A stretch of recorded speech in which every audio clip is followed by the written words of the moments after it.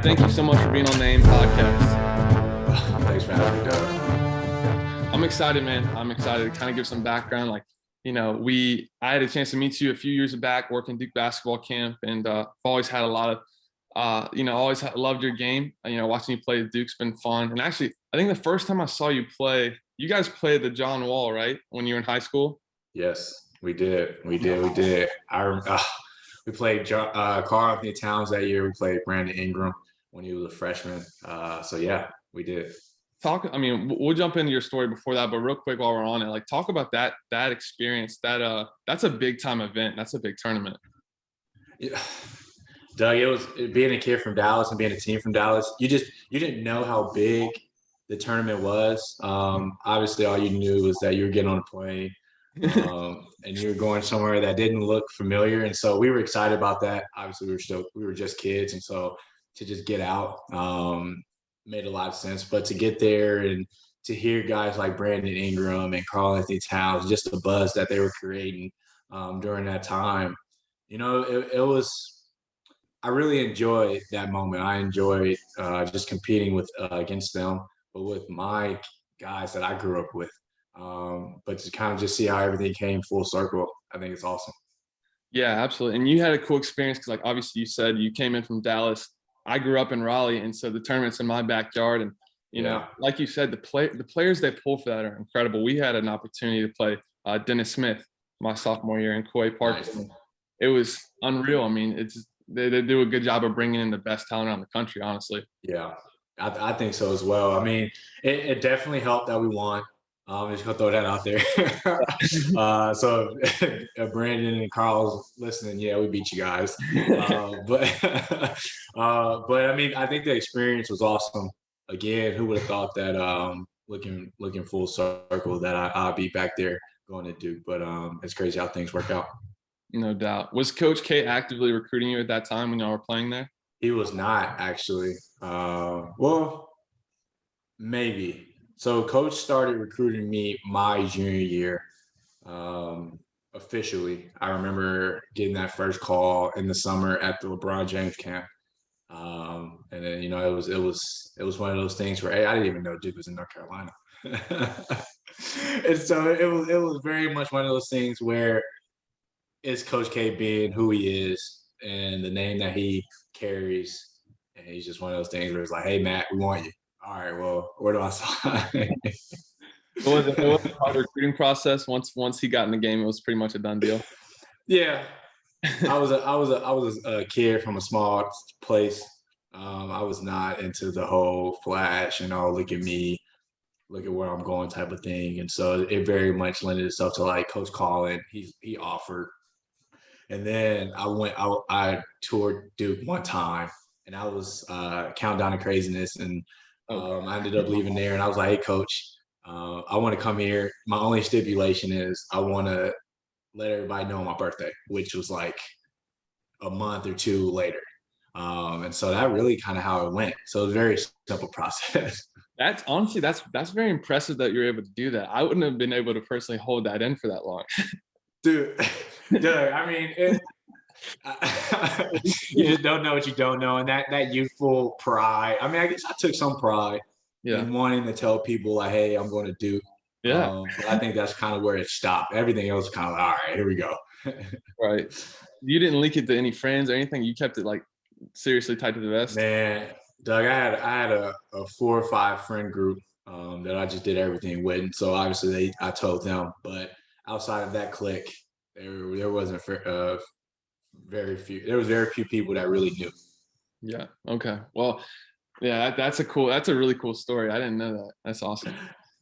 But I mean, I will say though, you're very humble, and that's awesome. But you did have an amazing high school career. I mean, McDonald All-American, Jordan Brand Classic, you were, top recruit. So I'm sure that, Coach K is a different story. Duke coming in the game, I know changes it, but I'm sure you also had, a lot of other enticing offers and opportunities to explore as well. Doug, man, I was a huge Bradley Beal fan, and so that year I was very much thinking about going to Florida.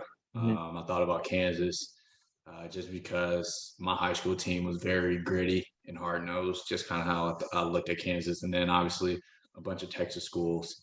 And so, I mean, I was pretty content with that.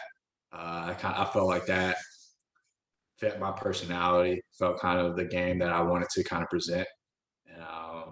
And then to our point, coach calls and you kind of you dream bigger dreams, and because to your point, I mean, yeah, all these I garnered all these accolades and stuff, but in the moment, you just never know you're going to make the McDonald's All American game. You never know that you're going to play Jabbar, on ESPN. You just kind of just chip away, hanging out with your friends, and then you look up and these things start happening. And so, in a lot of sense, Doug, I was very much just like, man, I very much was just grateful that people wanted me, that I was able to kind of garner some type of attention to where I knew that I would go somewhere.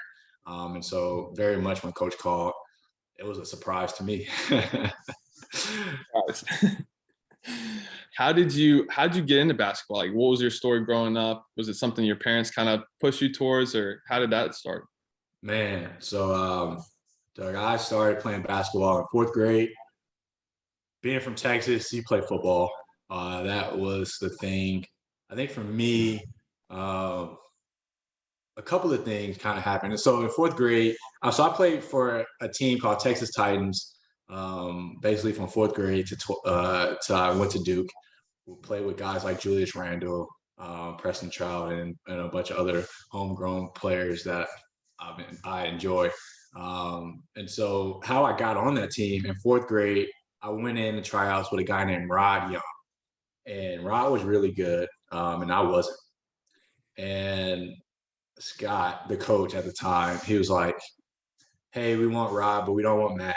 And so what Rod did, being a good friend, Rod went to bat for me, and Wow. Rod was like, "Hey, if you want me, you have to take Matt."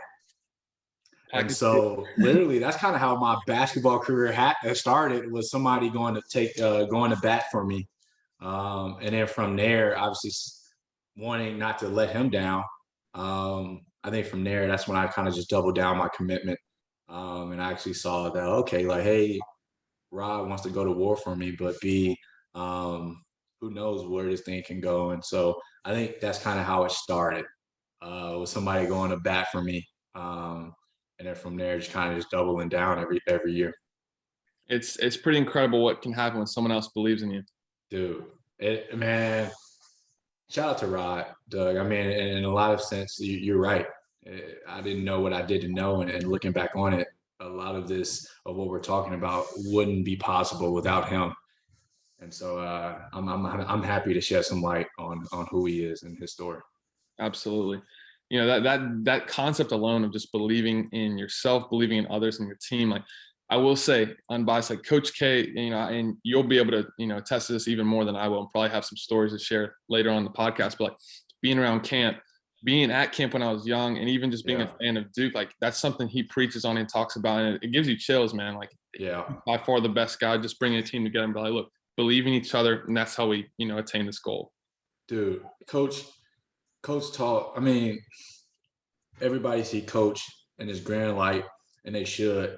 But it's the simple things that Coach taught and he did. Like one of the greatest things Coach taught me how to do was how to care. Mm. My freshman year, being a kid from Dallas and just not knowing what I didn't know, I stressed out so badly. I woke up one morning and I had this thing called alopecia, which, if people don't know, it's basically like you start losing your hair. And so I had this huge bald spot. 18 years old, all this pride swelled up in me, and I didn't know. I was contemplating going bald, but I went to coach and I was telling him kind of where I was at. And I was just basically telling coach, I'm like, Coach, I'm stressing like crazy. And coach looked at me and he was like, Matt, I want you to rephrase that. Instead of saying you're stressing, say you care. And then because you care, or because you want to care, let me show you what that looks like. And so people, A, how could you know that? But B, it's stories like that. And it's like conversations like that where coach sees you, and he kind of redirects you in a lot of ways, mentally, in your heart, and physically, to where like you grow as a man. And so caring, that doesn't just extrapolate into basketball, but it creeps into life. It creeps into relationships. It creeps into friendships. And so it's things that you taught that extended outside of basketball that I'm very grateful for. That's incredible. And that's just a comment that you see, like the best leaders out there bring the best out of the people they're leading. And that sounds like, what he does such a good job of. Yeah. Oh, he coach is very secure in who he is, which one of the signs of a good leader I'm starting to notice is that security within. Because in a lot of sense, you have like the year we won, we had 8 guys from 8 different places, all with 8 different personalities. And so how do you allow these kids, essentially because we were kids, to express themselves both good for better and for worse, but also help them understand the bigger picture and what they're fighting for. Coach did a really good job of making sure that everybody owned what we were fighting for. We had a slogan called eight is enough. And in a lot of ways, I felt like we all got it tattooed on us. That's how much we believed. So it was coach is a unique person. No doubt. Well, you kind of brushed on it, walk me through a little bit more of your career at Duke, kind of from, stepping on campus all the way up through, being a national champion and even on that. Man, Doug lived a full life. And so getting on campus my freshman year with guys like Jabari Parker, Shimi Ojale, and Nick Pagliuca, dude, it was a surreal moment. So our freshman year, we lose in the first round, which was like, never do that. That year? What'd you say? Did Wilmington beat y'all that year? No, we lost to Mercer that year. Mercer, okay. Yes. And so, man, all right. So so we lose the first round that year, and kind of what I was telling you, looking at Kansas and Florida actually goes to the Final Four that year. So I'm thinking like, dang, did I pick the right school? But I mean, so get past my freshman year, and people were like, oh, like you should transfer, because I came in and I was a shooter, but I only shot 17% from 3. So, dude, double whammy. And so freshman year passes, and people are like, oh, you should transfer, blah, blah, blah. And so Jalil and Tyus and Justice and Grayson, those guys come in. And for me, I'm all right, I'm a double down. I've never been a kid to quit. And so that going into my sophomore year was very huge for me. And then obviously those guys come in and they bring a different dynamic. And then you have Quinn going into his senior year. And so he has a dynamic. And so everybody kind of having those chips on their shoulder played out to where we just had a really competitive sophomore year. And I mean, we won, and that kind of helped change the trajectory of my Duke career in a lot of sense, because now I felt like I was starting to figure out why I was there and what I was capable of and things like that. And so sophomore year passes, we win a championship. Junior year comes by, we got Brandon Ingram coming in and all these other guys. Dude, we very much should have. I think we had another really good chance of doing something. Personally, I had a really bad ankle injury towards the end versus North Carolina that I felt like I was never fully able to recover from. That really hurt us in a lot of sense. And then things happened. And so junior and senior year was very much of the same, of just continuing to just not only ride that championship high, but to continue to like add on to it. And so the senior year comes, and last thing I really wanted to do basketball wise was win an ACC championship. And throughout all this, obviously, I'm able to make relationships with Emil and Grayson, and guys like Luke Kennard and Marshall Plumley. And so relational was great. Senior year comes, we're fighting, and we win the ACC championship. And for me, Doug, that was that was like that was the bringing it all together moment. It was the coming from losing first round, losing the starting spot, going into your sophomore year to starting in a championship to getting hurt again to AC championship. And then within all this, going to class, doing your major and starting to make new friends. Like, I think when you describe all that and bring it all under one roof, dude, that's a full life. Yeah, A lot of highs and lows indeed. But Doug, looking back on it, it's those highs and lows um, that ultimately allowed me to be in the position I am now because it gave me exposure to what you always want, but what you don't want. And because of those two things, it brought balance. I think in a lot of ways, the great ones in this world, they have balance. Coach K, he has balance, where he coaches and then having his kids kind of be in the program. It's things like that that you start to pick up on, and that you start to want to branch out and extend into your life. And so that's kind of what I've got out of my Duke time was that balance to go and reach a broader audience. no doubt. That's an amazing story, man. Your journey is crazy through Duke. Dude, it was crazy, but it was fun. It was very much fun. No doubt. I want to dive in a little more to that championship season. I think something that's super cool. Like you're very fortunate. You worked for it and you earned it, but like you won a national championship, and that's something a lot of people dream of that play basketball, and then people that don't play, like they want to win in life too. So talk to us a little bit about kind of just some success. Like what it took to be successful during that year. Like what made you guys different. From that maybe that first year, that freshman season, that led to a championship level outcome. Sacrifice, dude. That summer, literally worked my tail off, Doug. Starting the whole summer, and the day before the first game, coach brings me into his office, and he's like, "Matt, we need Quinn to start."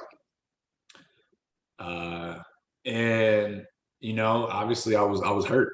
It sucked, but in a lot of ways, just as much potential coach saw in Quinn, and just like how much he how important he was to the team, I saw the same thing. Whether I wanted to like agree with them in the moment or not, I did. And so that moment of sacrifice, like the idea that after we lost Notre Dame in the ACC championship, we all got together the next day and was like, "Hey, flush it.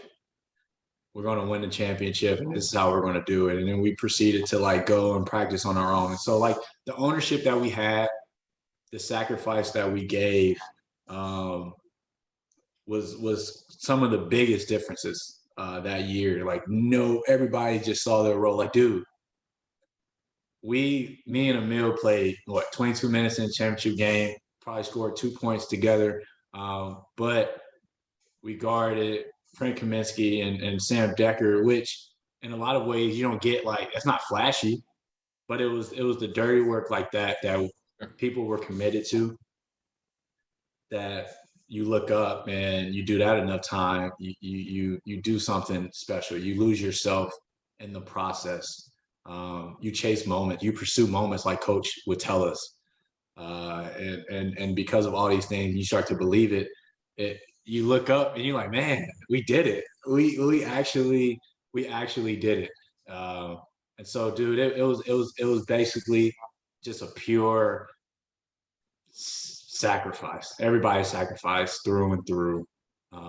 Because Grayson even sacrificed. Grayson was not playing a lot that year. He had a really good game against Wake Forest toward the end of the year. We started to creep into AC tournament and played a little bit in the beginning of the tournament because we were winning so much. But then he comes in and he does his thing, and so like I think the idea that coach had confidence to put a Grayson Allen into a game like that and to allow him to shine, that shows you how much trust we had. But that trust only came because we were willing to sacrifice. That's amazing. Yeah, I think that's such a key component to success. what was it like? Like you guys, I kind of fell in love with Duke around that 2010 year, with Nolan and John and everybody that had Singler. And obviously those guys were vets. I mean, they were winning, they were around, they were in the program. Talk a little bit about, how you guys were able to deal with such a young group. Obviously you did have Quinn, you had Coach kind of leading the charge, but how did y'all do that? Man,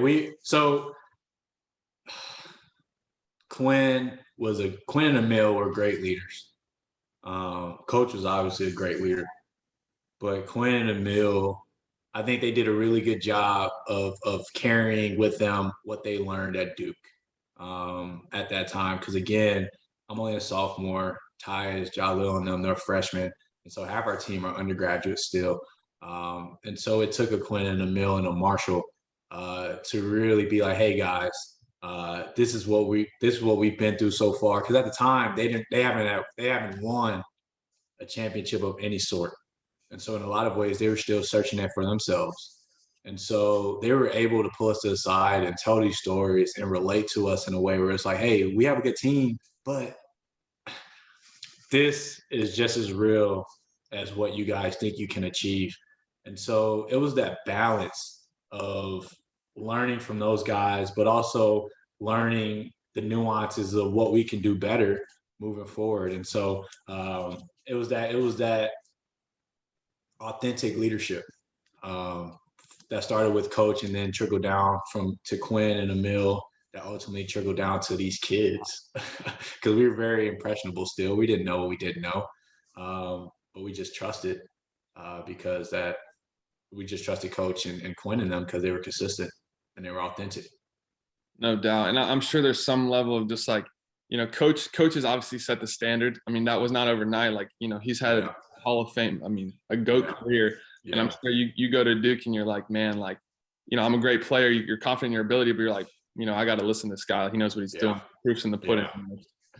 Yeah, Coach definitely been there, done that. I mean, dude, Coach is solid, dude. You can feel it. No doubt. I have an interesting question for you. And this kind of, moves on to something else, but like going to Duke, like it's biggest market, I want to talk almost like a business conversation. Like it's the biggest business in college basketball. Yeah. What was it like for you guys as players getting a chance to interact with like these celebrities, rappers, people like presidents coming to the games? Like, were you guys prepped for that? Or was that just, kind of have to learn and adapt to? We learned and adapt to it easily. I mean, it was, dude, it's so funny because you know the excitement that you have to meet these guys. But then for my case, at least, I'm a very big observer. And so looking at these people meet Coach and have the same giddy little kid feeling that you have meeting them, it's it's a different dynamic that keeps you at bay. Like that kept me at bay. Understanding that, like, okay, somebody gets excited for somebody, that allowed me to lean more into my little kid ways, to where when we met these people, it was just like, hey, I'm a basketball player, but I want to know more about what you do, and just basically observe and see your mannerisms. Because like in a lot of sense, you read up on them, and you think they're like more than a human being, right? And so it was both good to interact with them and have that giddiness, but now that I'm entering and pivoting to the business world, it gives me a fortitude that a lot of people wouldn't have. Now that now I can go in front of these guys and talk to them more in a way and more in a language that they understand, and less of hey, I'm a little kid and I'm green. Yeah, no doubt. Do you have a particular person, your favorite person you met during your time at Duke? Man, dude,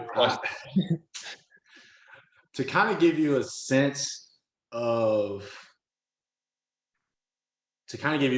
just like who Coach K is and just like the random people that you can meet. Man, we met the Mr. and Mrs. Wynn of like the Wynn Hotel in Vegas. Wow. We had dinner with them. And I mean, obviously it's the Wins, and then it's Coach, and then it's the coaches. And we were captains me and Emil were captains at the time. And so we were able to sit by Coach. And so being able to meet them was interesting because you don't really hear much about them in the sense of like in the basketball world, in the world that we were in. Sure. But obviously they have like this massive hotel and one of the world's greatest markets for what they do. And so to be able to like meet them, to like kind of hear how they talked, was really, really unique. And so I say that to say that like, dude, we met a bunch of random high net worth people through Coach. I think the biggest one, well, not the biggest one, but for me at least, the time we met Kobe was really special. We met him before the championship game, actually. Wow. And so that was really awesome. And then obviously him and Coach had a really good relationship. And so to see him like glowing when he saw Coach was, stuff like that get added to your respect level of Coach because it's not just basketball players that have respect for Coach; it was everybody. And so in some ways, his leadership style translated. That's incredible, man. Well, man, I really do appreciate your time. Kind of my last wrap up question for you. You've had an amazing experience throughout life with basketball, with things you've done outside of the game. Is there one final piece of advice you can kind of leave us with, that you might have learned from the game that you can apply just to life in general, just kind of more general? Yeah. Good question. Dude, I would say I would leave you with the idea that success is not binary. It's very much made up in the everyday, waking up, putting your socks on, brushing your teeth, the small minutia that you look up and you do that enough, and people start to notice. You start to notice yourself. You start to notice like the strength that you get through that discipline. And so I would just say the idea of commitment. And just how committed are you?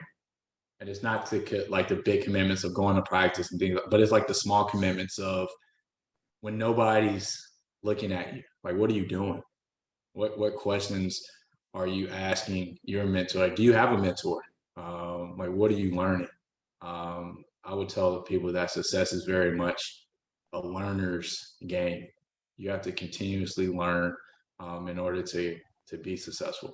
That year, our sophomore year, it was very much learning how to come off the bench, learning how to start, learning how to deal with 2 transfers, learning how to deal with health scares. And so being resilient, having that learner's mentality. And if you have that, ultimately you'll look up and be successful. The learners inherit the earth. In a lot of sense in my mind. And so just stay learning, stay a learner, stay curious. I love that. Matt, thank you so much for being on the AIM podcast, man. You've been an incredible guest. Dude, Doug, thanks for having me, man. I enjoyed it. Absolutely, man. Thank you.